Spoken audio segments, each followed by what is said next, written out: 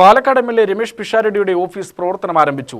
കുന്നത്തൂർമയുടെ ലക്ഷ്മി ആശുപത്രിക്ക് സമീപം ദുർഗാനഗറിലാണ് MLA. Office തുറന്നത്.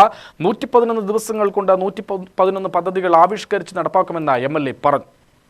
ഓഫീസിന്റെ ഉദ്ഘാടനം വി.കെ. ശ്രീകണ്ഠൻ എം.പി. നിർവഹിച്ചു.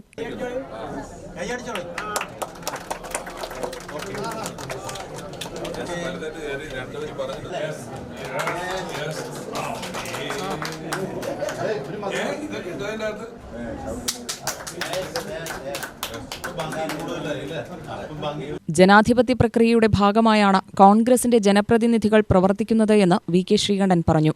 എല്ലാവരും വളരെ സന്തോഷത്തോടു കൂടി പങ്കെടുക്കുന്ന ഒരു ചടങ്ങാണ്. കേരളത്തിലെ ഐക്യ ജനാധിപത്യ മുന്നണി അധികാരത്തിൽ വന്നു ഈ സംസ്ഥാനത്തുടനീളം UDFന്റെ MLA-മാരുടെ ഓഫീസ് ഉദ്ഘാടനങ്ങളുടെ തിരക്കാണ്. ഞാൻ കഴിഞ്ഞ ദിവസമൊക്കെ സോഷ്യൽ മീഡിയയിലൂടെ 1 ഡസൻ MLA-മാരുടെ ഓഫീസാണ് ഒരു ദിവസം ഉദ്ഘാടനം ചെയ്തത്. ഇപ്പോൾ 102 MLA-മാർ UDFന് സംഭാവന ചെയ്തത് നിർണായകമായ പങ്ക് വഹിച്ച പാലക്കാട്ടെ വോട്ടർമാരെ ഞാൻ പ്രത്യേകമായിട്ട് അഭിനന്ദിക്കുകയാണ്. നിങ്ങളോട് നന്ദി രേഖപ്പെടുത്തുകയാണ്.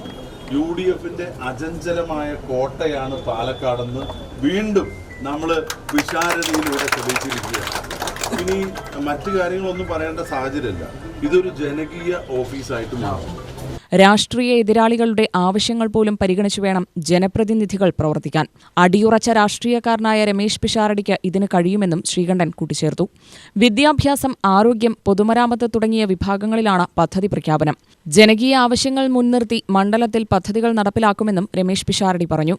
പിരായിരി മെട്രോ നഗറിലെ കുടിവെള്ള പദ്ധതിക്ക് തുടക്കം കുറിച്ചുകൊണ്ടാണ് 111 പദ്ധതിയുടെ പ്രഖ്യാപനം നടത്തിയത്.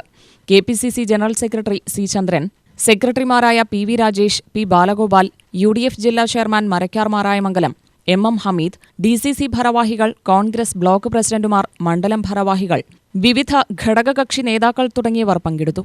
UTV news, Palakkad.